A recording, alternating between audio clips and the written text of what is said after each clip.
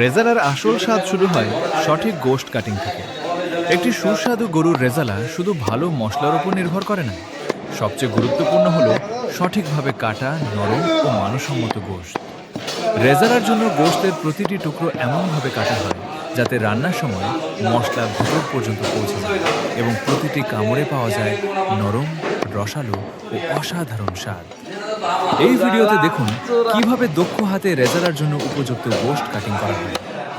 পরিষ্কার পরিচ্ছন্ন পরিবেশ, অভিজ্ঞ ককাসাই এবং নিখুঁত কাটিং, এই তিনটির সমন্বয়ে তৈরি হয় এমন গোশত যা দিয়ে রান্না করা রেজালা হয়ে ওঠে সত্যিকারের রাজকীয়।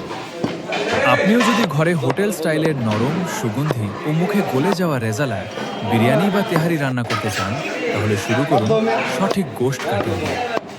রেজালা, বিরিয়ানি ও তেহারির জন্য বিশেষভাবে গোশত কেটে দেওয়া হয়। অর্ডার ও যোগাযোগ: সাভার গোশত ঘর মোবাইল 019995000565।